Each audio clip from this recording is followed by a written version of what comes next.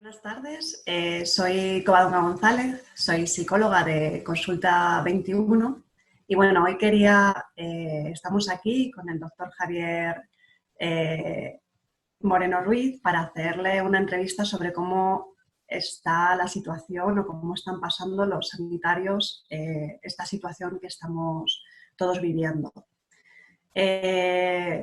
Francisco Javier Moreno Ruiz es cirujano general y digestivo. Él es coordinador en la unidad de cirugía esofagogástrica y de obesidad del Hospital de Málaga, el antiguo Carlos Haya, responsable de la unidad de cirugía de obesidad del Hospital Quirón de Málaga. Es profesor asociado de la Facultad de Medicina de la Universidad de Málaga. Es especialista en cirugía laparoscópica y codirector y profesor de dos máster también universitarios de cirugía laparoscópica en Granada. Y bueno, como último y no menos importante, es miembro colaborador del proyecto Bisturí Solidario. Desde donde estamos también colaborando Consulta 21 con el fin de pues ayudar a los sanitarios a llevar mejor esta situación y desde Consulta 21 pues estamos ofreciendo consultas gratuitas para aquel que lo necesite.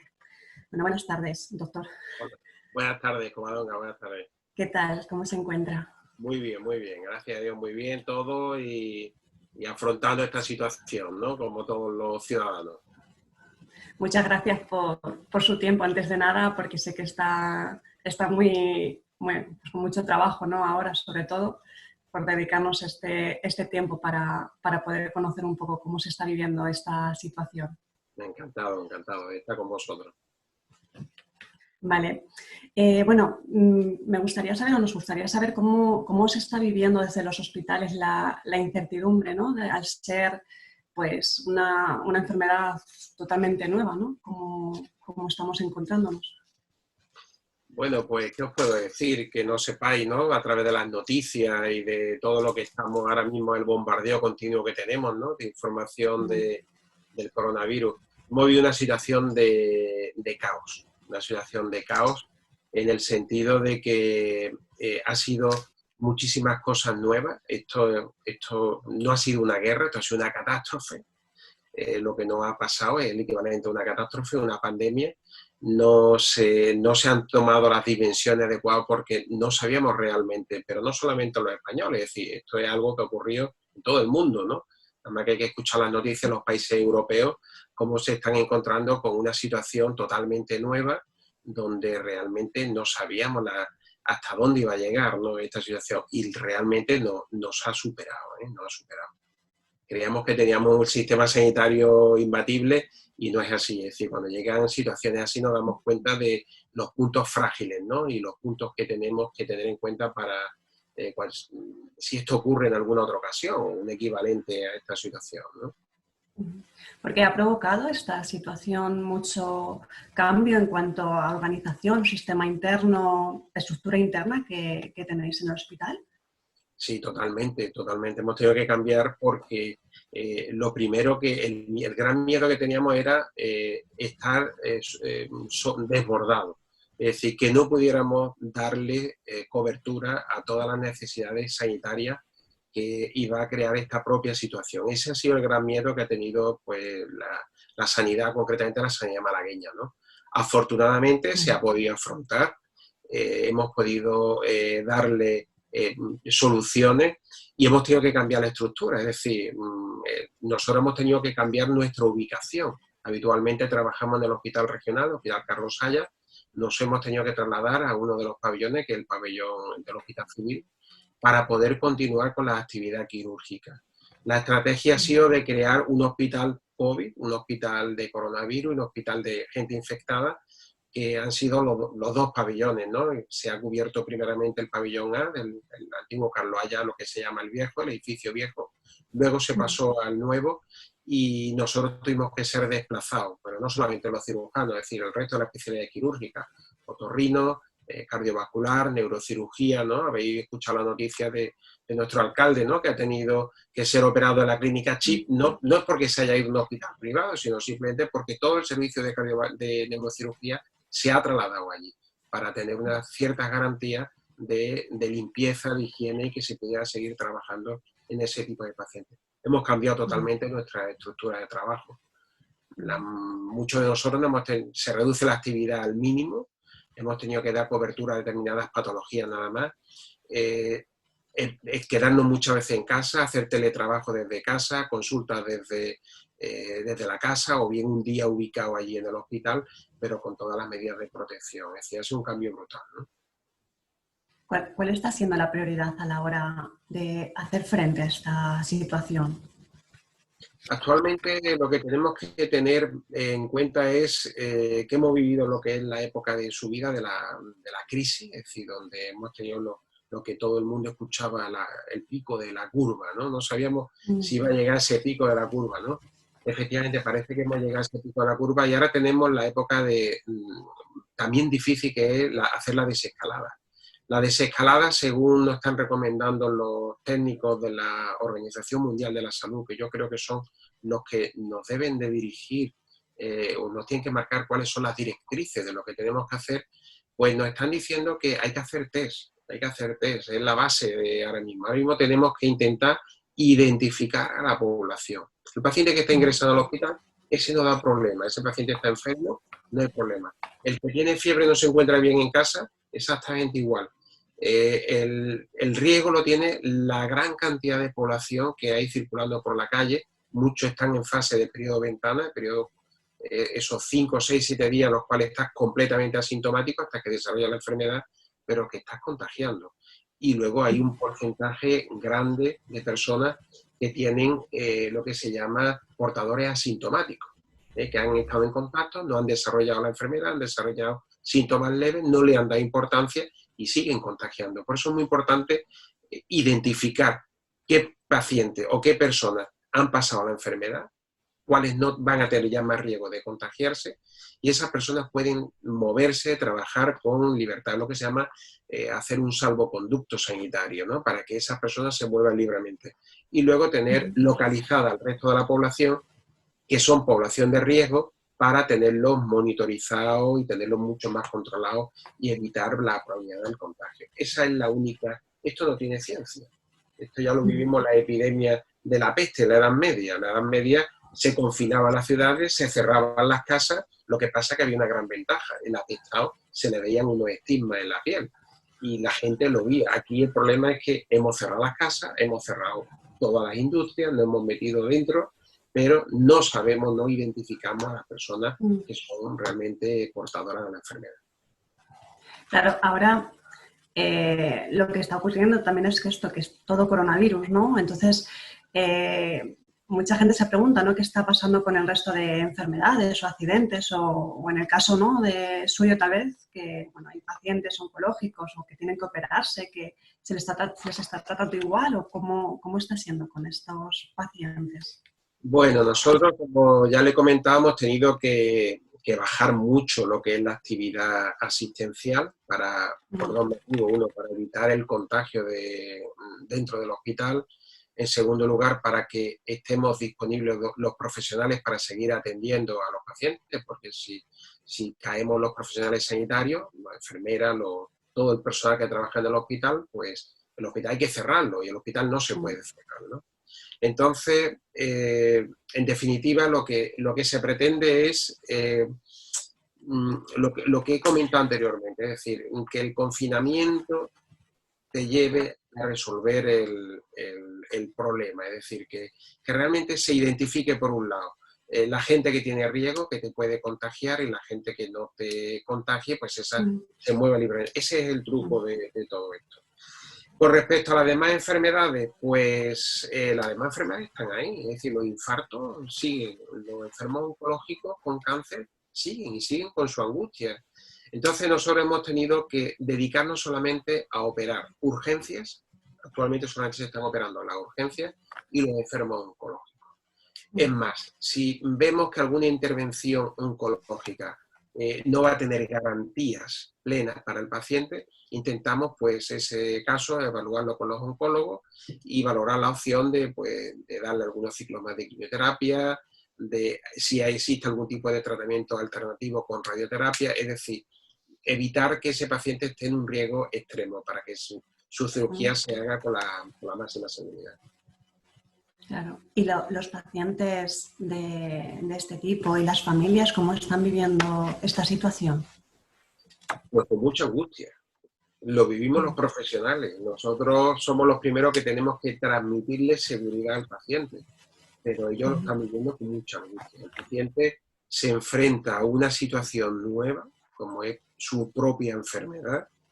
Están intentando dominar, superar esa enfermedad y a su vez pues se tienen que someter a una intervención quirúrgica que les genera miedo y eso les genera también ansiedad. A eso hay que añadirle pues, el miedo del coronavirus. ¿Qué va a pasar? Mi familiar no va a poder estar prácticamente en la habitación conmigo. Ve que se ha operado y está en una UCI donde todo el mundo va vestido de verde, con protecciones, donde hay mucho más movimiento de lo habitual y eso pues realmente le genera mucho, mucho miedo. ¿Cuáles son, doctor, los protocolos que se están siguiendo en o sea, para poder hacer frente a esto? El protocolo, no sé si ha cambiado, nos ha estado comentando antes, ¿no? Que ha cambiado mucho en la organización, en la estructura interna. ¿Se sigue algún tipo de protocolo? ¿Se está improvisando? ¿Cómo está siendo esta actuación? Porque claro... Con respecto a la cirugía, nosotros tenemos una sociedad científica, la Asociación Española de Cirujanos. Dentro de diremos, dentro de esta sociedad hay una serie de secciones, ¿no? Que se van a dedicar por velar un poco por la seguridad de los pacientes, ¿no? Para cada uno de los procesos, cirugía de urgencia, cirugía laparoscópica, cirugía oncológica, y ellos han marcado un poco las pautas de actuación. Las pautas de actuación, qué medidas preventivas tenemos que tomar los profesionales para evitar el contagio, es decir, para autoprotegernos, ¿no? Son muchas las noticias que te dicen que, bueno, la cantidad de profesionales sanitarios que se han contagiado aquí en nuestro país, pues es brutal, ¿no? Y eso tiene una causa, eso no es por salir a la calle, el contagio se ha realizado en el hospital, ¿no? Entonces, ellos nos han dado una serie de directrices, necesitamos, pues, a la hora de hacer una intervención quirúrgica, el paciente tiene que estar identificado. Tenemos que saber si ese paciente es COVID positivo, ¿no? O si tiene pues anticuerpos, ¿no? Que significa que la enfermedad ha pasado, que la viremia en ese momento es negativo. Eso actualmente no lo estamos haciendo. Desgraciadamente no hay suficientes test, no se están haciendo esas medidas y eso es algo muy, muy importante. Así que, ¿qué nos queda? Autoprotegernos. Autoprotegernos pues con lo que sabéis que son los EPI. Hemos tenido mucha falta de material, de EPI, se han tenido que improvisar, hacer muchas veces doble bata, poner un plástico entre medio. Gracias a la generosidad de la mayoría de las empresas malagueñas, la gente se ha volcado, ha empezado a fabricar mascarillas, a hacernos lo que son las pantallas protectoras, esas que veis, ¿no? Con las impresoras digitales, aficionados, pues todos ellos son los que han suministrado muchísimo material a los hospitales y concretamente a los profesionales, ¿no? Para que podamos seguir trabajando. Eso no ha entrado por la vía oficial, pero pues nos ha permitido pues, mantener esta actividad y la asistencia. Pero fundamentalmente lo que hacemos ahora mismo es autoprotección. Claro, y en este aspecto, ¿cómo estáis llevando la vida familiar? O sea, ¿les es fácil desconectar cuando llega a casa de toda esta situación? ¿Hay miedo? ¿Cómo es? Bueno, desconectar es difícil porque, aunque no sea sanitario, el bombardeo de noticias es continuo. Es decir, si pones la televisión, pues te pones un canal y te encuentras noticias siempre de lo mismo. Si no, pues te están dando alertas de anuncios. Es decir, esto es vivir la situación del hospital, pero en la casa. En la casa, pues, intentamos tranquilizar. Tú imagínate si la persona que realmente es la que tiene que transmitir seguridad, pues tiene miedo, pues transmite el miedo al resto de la gente con la que vive, ¿no? Entonces, en mi caso, pues, por ejemplo, hay mujeres enfermeras, está en la primera línea, ella sí que está en primera línea, porque trabaja ahora mismo en la planta de infecciosos, ¿no? Y es la que ha tenido mayor cantidad de pacientes ingresados con esta pandemia, ¿no? Con el COVID, pues nosotros intentamos no hablar de la situación, pero de forma involuntaria siempre está continuamente el tema de la protección, de los test, de la situación que estamos viviendo, algún comentario de los pacientes, es decir, algo inevitable, algo que tenemos en el día a día en la casa. Claro, y luego está también, imagino, la parte humana, ¿no? De la parte humana médica, ¿no? Que al final este distanciamiento, el no poder acercarnos más, ¿no?, al paciente, también se está siendo suprimido. No sé cómo se asume esta parte humana con esta responsabilidad de mantener la distancia, la protección, el aislamiento y todo esto. Bueno, pues sabéis que los mediterráneos, ¿no? Y sobre todo los que somos de la zona sur, pues el contacto y la proximidad hace mucho. Es decir, cuando llega a una habitación, pues habitualmente lo que hacemos, pues le coge la mano al paciente, te sientas en la cama, lo exploras, intenta lo que es, siempre decimos, yo he aprendido mucho de lo que se llama la medicina basada en el humanismo. La medicina basada en el humanismo es detrás de un paciente hay una persona preocupada, hay una familia preocupada. Si pierde ese valor, pierden mucho. Aquí, pues, tenemos que potenciarlo en la medida de lo posible. No podemos tener contacto directo con los pacientes, es decir, hemos tenido que cambiar la actitud, evitamos el saludo, pero tenemos que intentar tranquilizarlos, sentarnos, dedicarle el mayor tiempo posible, tomando las medidas adecuadas de protección y ya está. Es verdad que viven esta situación con mucha angustia. Cuando se van de alta, pues de cirugía, pacientes que no se han infectado te lo confiesan, te dicen, he pasado mucho miedo, esto me ha ocurrido en el peor momento de mi vida, ya no solamente el de haberme operado un cáncer, sino también del momento de las circunstancias con las que he estado viviendo. Yo creo que todos los profesionales están muy volcados ahora mismo en esa parte humana, ¿no?, del trato. Yo creo que mucho más. Esta pandemia ha servido para que cada uno saque mucho su parte humana, ¿no? Y se vuelque y se entregue a los demás en ese aspecto. Qué bueno. La verdad es que se está hablando que incluso no va a ser la única pandemia por la que pasemos, ¿no? No sé si en base a su experiencia, ¿cree que desde la sanidad o desde los hospitales se puede hacer algo para evitar una crisis como la que estamos viviendo? Bueno, esto se puede hacer, lo primero que tenemos que hacer es hacer caso a los que más saben del tema. Los que más saben del tema, pues realmente son los científicos, los investigadores y la Organización Mundial de la Salud. Ellos fueron marcando una serie de pautas, unos países se pusieron más las pilas, otros hemos ido un poquito más lentos. Fundamentalmente lo que tenemos que hacer es no politizar la situación sanitaria.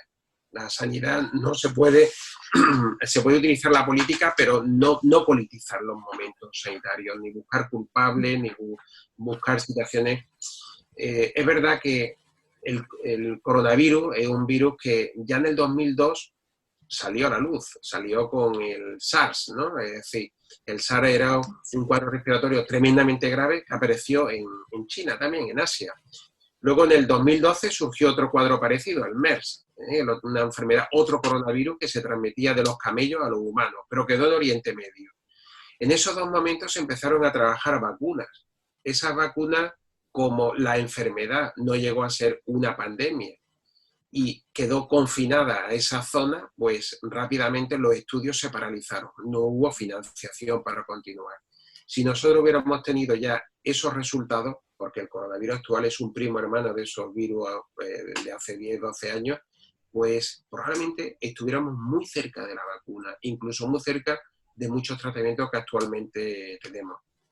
Yo creo que lo que tenemos que hacer son caso a las directrices que están marcando los técnicos de la Organización Mundial de la Salud, que siguen insistiendo en lo básico: test, test, test, identificar, test y aislar. Eso es lo básico.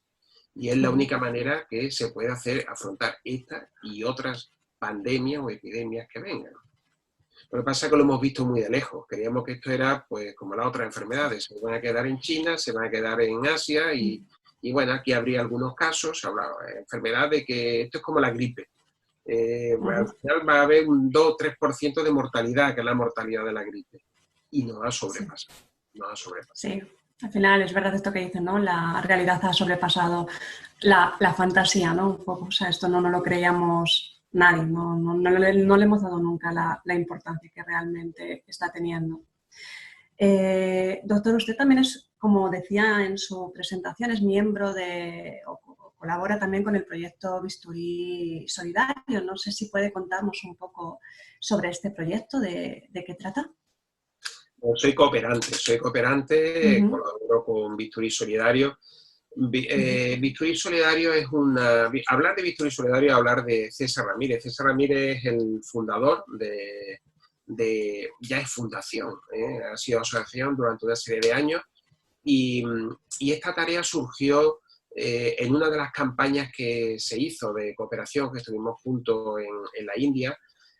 Allí pues hicimos una serie de cirugías y le surgió la idea de crear un diario contando el día a día. Fue publicado, lo transmitía, es decir, un diario que se vivía en directo a través de la prensa y donde iba contando cuál era nuestra experiencia, ¿no? Y ese diario se llamó Bisturí Solidario. Yo creo que a partir de ahí él fue creando en la cabeza pues la necesidad de repetir esa experiencia, de crear una asociación, de recoger fondos para poder mantener actividades cooperantes en otros países. Y así se hizo. Es decir, a partir de ahí se hicieron más campañas, se han hecho campañas en Liberia concretamente 2, se han hecho campañas, la más reciente en Uganda, la final del año pasado, en Sierra Leona, en Kenia, es decir, en muchos países africanos. Afortunadamente ya desde hace cuestión de un mes y medio aproximadamente ya es fundación, ya se hizo una gala, ¿no? Haciendo una presentación pública de todo, del estado de cuenta, de la presentación de los miembros de la Fundación Bisturí Solidario, y la verdad que el proyecto es bastante bonito, ¿no? Porque, bueno, pues César Ramírez, yo hablo cosas buenas de él, ¿no? Porque además de compañero, que lo conozco de hace 25 años, es un gran amigo mío, ¿no? Y sé que le mueve mucho todo lo que es ayudar a las personas, ¿no? Los que lo conocen pues saben que es un gran profesional, es un cirujano que está muy volcado en el mundo de la oncología, tiene muchísima experiencia y lo que pretendemos con Bisturí Solidario es aportar el grano de cooperación, pero se consigue gracias a la generosidad de todas las personas que están participando, tanto en la parte económica para que haya fondos, como de todas las personas que están colaborando en cada una de las campañas, ¿no? Es decir, tanto los cirujanos como las personas de enfermería, todo el mundo aporta su grano y la verdad es bastante satisfactorio pues cuando te vas a esos países, ves las necesidades que hay, son completamente diferentes a las que tenemos aquí, ¿no? Y te trae una gran satisfacción, es decir, te recibes mucho más de lo que sueles aportar. ¿Y ha podido, no sé si habrá encontrado alguna similitud entre situaciones extremas por las que, bueno, pues han enfrentado a estos proyectos realizados, ¿no?, en los últimos años con lo que estamos viviendo actualmente? Pues yo diría que no, es decir, yo creo que allí la situación que se vive es mucho más precaria, es decir, aquí tenemos siempre la seguridad, por lo menos aquí tenemos siempre, cuando algo va a tener un fin, siempre estamos confiados en de que, bueno, tardará un mes, 2 meses, 3 meses, pero todo en la cabeza tenemos que la pandemia esta va a acabar y va a acabar bien.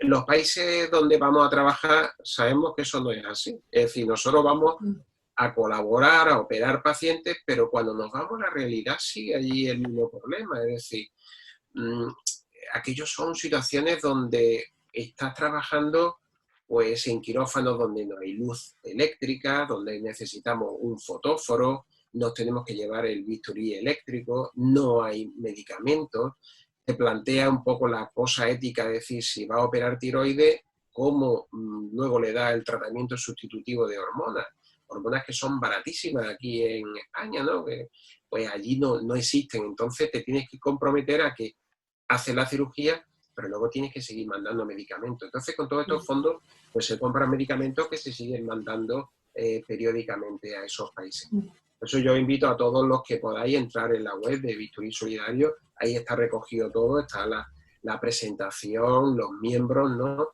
Tanto el director, el fundador, el director técnico, el director administrativo, os puede dar información de todo, las campañas que se han realizado y, bueno, y cuáles son los futuros campañas. Deciros que recientemente se ha hecho una campaña que se han realizado y, bueno, y cuáles son los futuros campañas. Deciros que recientemente se ha hecho una campaña local que se llama Objetivo Málaga. En esa campaña, donde se ha volcado de forma extraordinaria a la población malagueña, se ha demostrado lo que es la generosidad, donde se han comprado, pues yo no sé, la de miles de mascarillas, de EPI, de equipos de protección, que se han repartido pues tanto a nivel de la Delegación de Salud, en atención primaria, en residencias de ancianos, la Guardia Civil, la Policía Local, los bomberos, es decir, se ha hecho una distribución masiva, ¿no?, de material para que todo el mundo pueda tener la protección adecuada. Sí, sí, bueno, desde Consulta 21 sí lo conocemos porque, bueno, intentamos aportar nuestro granito de arena también, pues prestando atención, ¿no?, dentro de nuestro ámbito de la psicología, pues, prestando atención a los sanitarios que lo puedan estar necesitando de forma totalmente gratuita. Entonces sí que es un proyecto bastante bonito lo que se está haciendo aquí en Málaga con Bisturí Solidario. Pues, doctor, para cerrar la entrevista, me gustaría preguntarle sobre, no sé si alguna anécdota en positivo, ¿qué es lo más positivo que está pues sacando de toda esta situación, ¿no?, que es un poco catastrófica, un poco difícil? ¿Qué es lo positivo que se está viviendo en los hospitales o alguna anécdota que usted nos pueda contar? Bueno, es difícil sacar cosas positivas, ¿no?, una situación dramática, pero siempre hay que mirar la parte más bonita, ¿no?, de lo que es esta ayuda.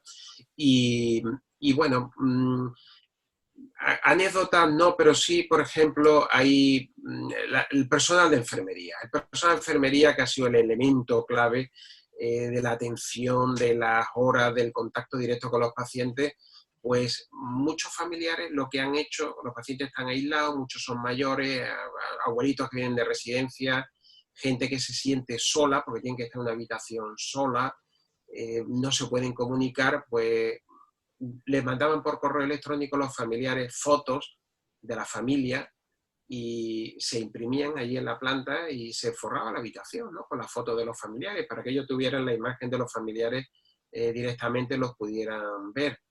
En otras ocasiones, pues las mismas enfermeras les prestaban su teléfono para hacer videoconferencias, ¿no?, y que se pudieran conectar con su familia, ¿no?, con su familia más allegados. Hubo un caso, me cuenta mi mujer, ¿no?, de un paciente, ¿no?, una paciente, ¿no?, una señora COVID, que era una fan número 1 de Pedro Piquera. Entonces, la mujer se veía que iba a tener su final muy próximo. Se iba a morir del COVID porque estaba en situación. Y ella contaba mucho que le gustaba Pedro Piquera, bueno, pues ellas contactaron con Pedro Piquera, le mandaron a través, localizaron su correo y Pedro Piquera le mandó un vídeo mandándole mucho ánimo. Al poco tiempo, pues esta señora mayor pues falleció, ¿no? Falleció como consecuencia de la enfermedad, pero bueno, son detalles un poco de lo que es el trato humano y de las vivencias que han tenido todos los compañeros allí dentro de los hospitales con este tipo de pacientes. La verdad que sí que es bastante emotivo. O sea, qué bonito. La verdad que están haciendo una labor impresionante, jugándose la vida también, ¿no?, de que todos los días por salvarnos a los demás. Y bueno, desde aquí solo puedo darle las gracias de nuevo, mil y una vez, por lo que está haciendo, por lo que estáis haciendo todo el equipo sanitario y agradecerle una vez más el haber compartido, ¿no?, este tiempo para conocer la situación y también hacérselo llegar un poco a los demás, ¿no?, a los demás ciudadanos que un poco conocemos lo que nos informan, ¿no?, pero directamente con una persona que lo está viviendo bueno, en la familia, ¿no?, su mujer también es enfermera y que lo estáis viviendo en primera línea, ¿no? Entonces, muchas gracias, doctor, por este tiempo, por su atención y por sus palabras.